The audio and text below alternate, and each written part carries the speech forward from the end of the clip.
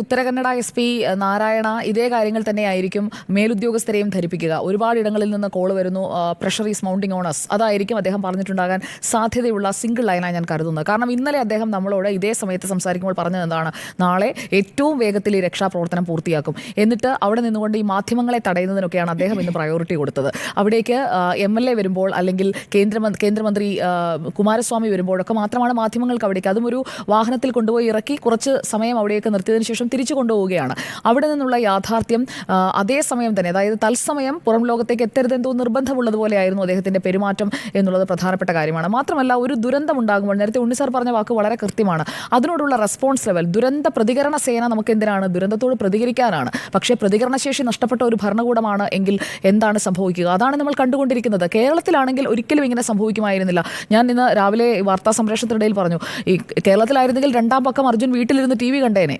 കാരണം അത്രയും പെട്ടെന്ന് പുറത്തെത്തിക്കാൻ, കാരണം നമുക്ക് എല്ലാ ആക്സസും ഉണ്ട്. അതായത് ഒരു ദേശീയപാതയോരത്താണ് ഈ മണ്ണിടിഞ്ഞ് വീണിരിക്കുന്നത്, അവിടത്തേക്ക് വാഹനത്തിൽ ചെന്ന് നിൽക്കാൻ കഴിയും, ആ വാഹനത്തിൽ നിന്ന് ഇറങ്ങിയ ആളുകൾക്ക് മണ്ണ് മാറ്റാൻ കഴിയും.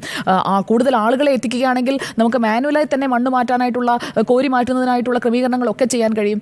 അതുപോലെ തന്നെ ഈ GPS ഉപയോഗിച്ചുകൊണ്ട് എവിടെയാണ് വണ്ടി കിടക്കുന്നത് എന്നുള്ളൊരു ഏകദേശ സൂചന ഈ ലോറി ഡ്രൈവർ കൊടുത്തിട്ട് തന്നെ ലോറി ഉടമ കൊടുത്തിട്ട് തന്നെ 3 ദിവസമായി. അതേ സ്പോട്ട് തന്നെയാണ് ഇപ്പോൾ ഗ്രൗണ്ട് പെനട്രേറ്റിംഗ് റഡാർ ഉപയോഗിച്ചുകൊണ്ട് ഉണ്ടായിരിക്കും എന്ന് പറയുന്ന കല്ലും മണ്ണും അല്ലാത്ത മറ്റെന്തോ മണ്ണിനടിയിലുണ്ട്. അത്രമാത്രമാണ് ഈ ഗ്രൗണ്ട് പെനട്രേറ്റിംഗ് റഡാറിൻ്റെ ആൻറ്റിന കണ്ടെത്തിയിരിക്കുന്നത്. അവിടേക്ക് ഈ GPR കൊണ്ടുവരണം എന്നുള്ള സജഷൻ കേരളത്തിൻ്റെ ഭാഗത്തു നിന്ന് പോയതിനു ശേഷം അത് നടപ്പാക്കാൻ വീണ്ടും എടുത്തു 1 ദിവസത്തെ സമയം. ആ ഒരു നിർദ്ദേശം മുന്നോട്ടേക്ക് വരുമ്പോൾ അതനുസരിച്ചുള്ള സംവിധാനം ഒരുക്കുക എന്ന് പറയുന്നതൊക്കെ എത്ര പെട്ടെന്ന് ചെയ്യേണ്ടതാണ്. അവിടേക്കാണ് റെസ്പോൺസ് വേണ്ടത്. അപ്പോൾ ആ ഒരു റെസ്പോൺസേ ഇല്ല. ഇസ്രായേലിൽ തന്നെ പല തലങ്ങളിൽ തടസ്സം നേരിട്ടു എന്നാണ് പറയുന്നത്. എക്സ്പീരിയൻസ് സർട്ടിഫിക്കറ്റ് അടക്കം കാണിക്കണം. ഇതുകൊണ്ടല്ലല്ലോ അങ്ങോട്ട് വരുന്നത്. അല്ല, അദ്ദേഹം ഉത്തരാഖണ്ഡിൽ പോയപ്പോൾ, കവളപ്പാറയിൽ പോയപ്പോൾ, എല്ലായിടത്തും ഇതുപോലെയുള്ള ദുരന്ത സ്ഥലങ്ങളിൽ രഞ്ജിത്ത് തന്നെ പറയുന്നുണ്ടായിരുന്നു, ഉത്തരാഖണ്ഡിൽ അപകടമുണ്ടായി 2ാം നാൾ എനിക്ക് അവിടെ എത്താൻ കഴിയും. തൊട്ടടുത്തുള്ള കർണാടകയിൽ ഷിരൂരിൽ അപകടമുണ്ടായി 5ാം നാളാണ് എനിക്ക് അവിടെ എത്താൻ കഴിയുന്നത്. ഗോൾഡൻ അവേഴ്സ് എന്ന് പറയുന്നത് വളരെ പ്രധാനപ്പെട്ടതാണ്.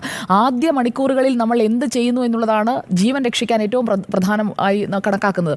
അവിടെ മനുഷ്യൻ മാത്രമല്ല, മൃഗങ്ങളുമൊക്കെ ഒരു പക്ഷേ പെട്ടുപോയിട്ടുണ്ടാകാം. രാവിലത്തെ സമയമാണ്, അതുവഴി പോകുന്ന മൃഗങ്ങളും ഒക്കെ അടിയിൽപ്പെട്ടിട്ടുണ്ടാകാം. അപ്പോൾ എന്താണോ ആ മണ്ണിനടിയിൽ കുടുങ്ങിയിട്ടുള്ളത്, ആ ജീവനാണ് മൂല്യം എന്നുള്ളത്. അല്ലാതെ അവിടെ വണ്ടി ഓടിച്ചു വന്ന ഡ്രൈവറാണ്, അല്ലെങ്കിൽ ചായ കുടിക്കാൻ വന്ന നാട്ടിൻപുറത്തെ ഒരു സാധാരണക്കാരനാണ്, മന്ത്രിയോ MLA ഒക്കെ മണ്ണിനടിയിൽ പെട്ടാൽ മാത്രമേ ഇവരുടെ പ്രതികരണശേഷി ഉണരൂ എന്നാണെന്നുണ്ടെങ്കിൽ നിങ്ങൾ ആ പണി ചെയ്യാൻ യോഗ്യരല്ല. അതാണ് അവരോട് പറയുന്നത്. മന്ത്രി MLA വിട്ടേക്കൂ. ഞാൻ പറയുന്ന ഒരു മിഡിൽ ക്ലാസ് മുതൽ അങ്ങോട്ടേക്ക് എടുത്താൽ ആരെങ്കിലും കുറച്ചൊരു ഉദ്യോഗസ്ഥൻ അല്ലെങ്കിൽ ഒരു വ്യവസായി, അങ്ങനെ ഏതെങ്കിലും ഒരു പ്രമാണിയായിട്ടുള്ള ഒരാളാണ് പോകുന്നതെന്ന് വിചാരിക്കുക. ഇതെല്ലാം നമ്മുടെ റെസ്പോൺസ് ലെവൽ. അപ്പം നമ്മൾ ഇതിപ്പോൾ എപ്പോഴും നമ്മൾ ആലോചിക്കേണ്ട ഒരു കാര്യം വെച്ചാൽ, ഇപ്പം ഒന്ന് നോക്കിക്കേ, ഈ ചൊവ്വാഴ്ചയാണല്ലോ മണ്ണിടിച്ചിലുണ്ടായത്. അതിനുശേഷം അവിടെ മണ്ണിടിച്ചിലുണ്ടായോ? ഇല്ലല്ലോ.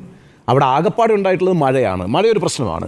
ആ വീണ്ടും മണ്ണിടിച്ചിൽ സാധ്യതയുള്ളതുകൊണ്ട് കൂടുതൽ പേര് അങ്ങോട്ട് പോകണ്ട എന്നാണ് തീരുമാനിക്കുന്നത്. വെച്ചാൽ ഹാപ്പൻഡ് ഈസ് ഹാപ്പൻഡ്. ഇനി കുറേ കാര്യങ്ങൾ സംഭവിക്കാണ്ടിരിക്കുന്നു. വേണമെങ്കിൽ വീണ്ടും ഇത് സംഭവിക്കാം. എവിടെ സംഭവിക്കാം? അതിനെക്കുറിച്ചൊക്കെ ഒരു ഒരു മുൻകരുതലോടുകൂടി യാത്ര ചെയ്യാൻ പറ്റുന്ന സംവിധാനങ്ങൾ നമുക്കില്ലേ? ഇനി ഏതെങ്കിലും തരത്തിലുള്ള മണ്ണിടിച്ചിൽ സാധ്യത ഉണ്ടോ എന്ന് കണ്ടെത്താനുള്ള ഉപകരണങ്ങൾ നമ്മളുടെ പക്കലില്ലേ? അപ്പോൾ ഒരു സ്ഥലത്തൊരു ദുരന്തം ഉണ്ടായിരിക്കുന്നു. തൽക്കാലം നമുക്ക് നമ്മളുടെ രക്ഷ നോക്കി ഇവിടെ ഇരിക്കാം. ഈ ദുരന്തമൊക്കെ അതിൻ്റെ ഒരു കാലാവസ്ഥയൊക്കെ ഭംഗിയായതിനു ശേഷം സൗകര്യപൂർവ്വം നമുക്ക് അവിടെ പോയിട്ട് ഈ മണലൊക്കെ മാറ്റി വേണമെങ്കിൽ കിട്ടുമെങ്കിൽ ഡെഡ് ബോഡി എടുത്ത് തിരിച്ചു കൊണ്ടുവരാം എന്ന് വിചാരിക്കുന്ന ഒരു ആറ്റിറ്റ്യൂഡാണ് ഈ പറഞ്ഞ ഈ സേനാ വിഭാഗങ്ങൾക്ക് അല്ലെങ്കിൽ ആ സർക്കാരിൻ്റെ ഭാഗത്തു നിന്നുണ്ടായിട്ടുള്ളത്.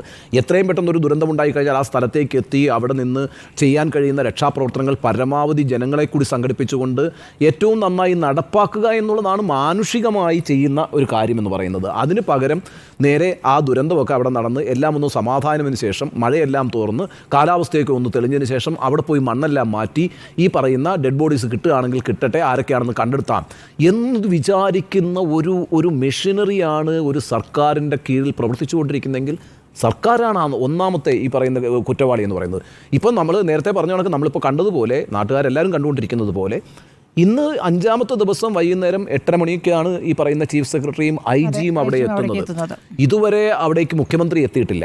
ഇനി കേന്ദ്രമന്ത്രി ഇന്നാണ് സന്ദർശിക്കുന്നത്. ഇതുവരെ സേനയെ വിളിക്കാനുള്ള ഒരു നീക്കവും നടത്തിയിട്ടില്ല. ഉത്തരവാദിത്തപ്പെട്ട ഈ സ്ഥലത്തെ SP സ്വാഭാവികമായിട്ട് ഓടത്തും സ്മൃതി, സ്വാഭാവികമായിട്ട് അയാൾ ഒരു ജില്ലയുടെ ചുമതലയുള്ള SP ഒരു ദുരന്തം ഉണ്ടായാൽ ആ സ്ഥലത്ത് എത്തും എന്നുള്ളത് വളരെ സ്വാഭാവികമായിട്ട് നടക്കുന്നൊരു കാര്യമാണ്. അവിടുത്തെ ജില്ലാ കളക്ടർ എത്തും. ഇവർ രണ്ടുമാണ് പ്രധാനമായിട്ടും അവിടുത്തെ പ്രവർത്തനങ്ങളെ ഏകോപിപ്പിക്കേണ്ടത്. നോക്കൂ, ഇപ്പോൾ വയനാട്ടിൽ ഒരു കാട്ടാനയുടെ ആക്രമണത്തിൽ തുടർച്ചയായ ആക്രമണം ഉണ്ടായപ്പോൾ ആ ആക്രമണത്തിൽ ഒരാൾ കൊല്ലപ്പെട്ടപ്പോൾ ആ മൃതദേഹവും എടുത്തുകൊണ്ട് അവിടുത്തെ ജനങ്ങൾ ഒന്നടങ്കം എല്ലാ പാതകളും ഉപരോധിച്ചു. അല്ലേ? ഉപരോധിക്കുകയും അവിടെ കളക്ടർ അടക്കമുള്ള ഉദ്യോഗസ്ഥരെ തടഞ്ഞു വെക്കുകയും ചെയ്തു. മന്ത്രിമാർക്ക് അങ്ങോട്ട് പോകാൻ പറ്റുന്നൊരവസ്ഥ ഉണ്ടായിരുന്നില്ല. അതാണ് ജനങ്ങൾ എന്ന് പറയുന്ന രീതിയിൽ നമ്മൾ പെരുമാറുന്നത്. നമ്മുടെ കൂട്ടത്തിലുള്ള ഒരാളാണെന്ന് മാത്രമല്ല, ഞാൻ ഒരു കാര്യം പറഞ്ഞേക്കാം. ഇപ്പോൾ തന്നെ നോക്കൂ, ലോറി ഡ്രൈവർമാരുടെ സംഘടന അവിടെ കോഴിക്കോട് പ്രതിഷേധം സംഘടിപ്പിച്ചു. അവർ പറയും ഞങ്ങൾ പോകാൻ തയ്യാറാണ്, തിരച്ചിലിന് ഞങ്ങളും എല്ലാം തയ്യാറാണ്.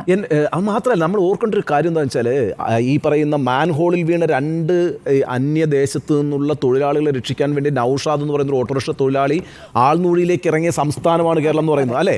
നൗഷാദ് എന്ന് പറയുന്ന ആൾക്ക് ഒരു ഓട്ടോറിക്ഷ തൊഴിലാളിയാണ്. അയാൾക്ക് എന്ത് കാര്യത്തിനാണ്? അങ്ങനെയാണെങ്കിൽ പോയത്, നഷ്ടപ്പെട്ടത് മറ്റ് സംസ്ഥാനത്ത് നിന്ന് വന്നിട്ടുള്ള ഈ അതിഥി തൊഴിലാളികളാണ്. അവരങ്ങ് പോകുന്നെങ്കിൽ എന്തിനാണ് ഒരു ഉത്തരവാദിത്തോടെ ഒരു മനുഷ്യൻ കമ്മിറ്റഡ് ആയിട്ട് അതിലേക്ക് ഇറങ്ങുകയും അവിടെ വിഷവായു ശ്വസിച്ച് മരിക്കുകയും ചെയ്ത ഒരു സംസ്ഥാനമാണ്. അപ്പം നൗഷാദിന് നമ്മൾ ഈ കാര്യത്തിൽ അങ്ങനെയുള്ള ഒരു ജനതയാണ് കേരളം. ഈ പ്രാദേശികവാദം എന്നുള്ളത് ശരിയല്ല, പക്ഷെ എന്നാലും നമ്മളെ സംബന്ധിച്ച് ഈ ഇത്തരം കാര്യങ്ങളിൽ നമ്മൾ മലയാളികൾ കാണിക്കുന്ന പ്രാദേശികവാദമല്ല. ഇത് ശരിക്കും പറഞ്ഞാൽ മലയാളികളെ ലോകത്തിന്റെ മാതൃകയാണ് ഈ അർത്ഥത്തിലൊക്കെ മലയാളികൾ എന്ന് പറഞ്ഞാൽ. ഒരു സംശയമുണ്ട്, ഞാനത് എപ്പോഴും പറയുന്നതാണ്. കാരണം വെച്ചാൽ ഈ കേരളത്തിൽ ജനിച്ചു ജീവിച്ചു എന്ന് പറയുന്നത് ഒരു ചെറിയ കാര്യമല്ല. മറ്റ് രാജ്യങ്ങളിൽ പോയി നമ്മൾ ജീവിച്ചിട്ടുണ്ടെങ്കിൽ, മറ്റ് സംസ്ഥാനങ്ങളിൽ ജീവിച്ചിട്ടുണ്ടെങ്കിൽ നമുക്കറിയാം ഇവിടുത്തെ കാര്യം. മനുഷ്യബന്ധങ്ങളുടെ ഒരു മൂല്യത്തെക്കുറിച്ചും ഓരോ മനുഷ്യൻ്റെയും അവകാശത്തെക്കുറിച്ചും ഓരോ ജീവനും രക്ഷിക്കപ്പെടേണ്ടതിനെക്കുറിച്ചുമൊക്കെ നല്ല ബോധ്യമുള്ള ജനതയായിരിക്കുന്നതുകൊണ്ടാണ് നമ്മുടെ സമൂഹത്തിൽ അക്രമങ്ങൾ, even comparing with other states, അക്രമങ്ങളില്ലാത്ത, ഹിംസയില്ലാത്ത, സമാധാനത്തിൻ്റെ ഒരു പാരഡൈസാണ് ഇതൊന്നും അല്ല ഞാൻ പറയുന്നത്. പക്ഷേ നമുക്ക് മറ്റൊരു സംസ്ഥാനവുമായും ഈ പറയുന്ന നമ്മുടെ സംസ്ഥാനത്തെ കമ്പയർ ചെയ്യാൻ കഴിയില്ല. കാരണം ആ രീതിയിൽ നമ്മൾ നമ്മുടെ ജീവിതത്തെ പുരോഗമനപരമായിട്ട് രൂപപ്പെടുത്തിയിട്ടുണ്ട്. പക്ഷേ ആ ഒരു പ്രതികരണം തൊട്ടയൽ സംസ്ഥാനമായ കർണാടകയിൽ നമ്മൾ കണ്ടില്ല എന്നുള്ളത് ആ ജനതയെക്കുറിച്ച് നമുക്കൊരു ആശങ്ക ഉണ്ടാക്കുന്ന കാര്യമാണ്. ഏകദേശം ആ ജനത ഒന്നടങ്കം അങ്ങനെയാണ് എന്നല്ല ഞാൻ പറയുന്നത്. അതേസമയം ആ സർക്കാർ ഈ രീതിയിലാണോ ആ ജനങ്ങളോട് പെരുമാറേണ്ടത് എന്നൊരു ചോദ്യമാണ് ഞാൻ ചോദിക്കുന്നത്. കാരണം എന്ന് വെച്ചാൽ അവിടെ ഈ പറയുന്ന അർജുൻ്റെ വിഷയം അവിടെ നിൽക്കട്ടെ, മറിച്ച് അവിടെ ആ മണ്ണിനടിയിൽ പെട്ടുപോയ അനേകം മറ്റു മനുഷ്യരുണ്ട്, കർണാടകക്കാരായ മറ്റു മനുഷ്യരുണ്ട്. അവരെയൊക്കെ ഇത്ര നിസ്സാരമായിട്ടാണോ ഒരു സർക്കാർ അവരുടെ ജീവനെ സംബന്ധിച്ചും ആ ദുരന്തത്തെയും നിസ്സാരമായിട്ടാണോ സമീപിക്കുന്നത് എന്നുള്ളത് ഒരു വലിയ ചോദ്യമാണ്. തീർച്ചയായിട്ടും.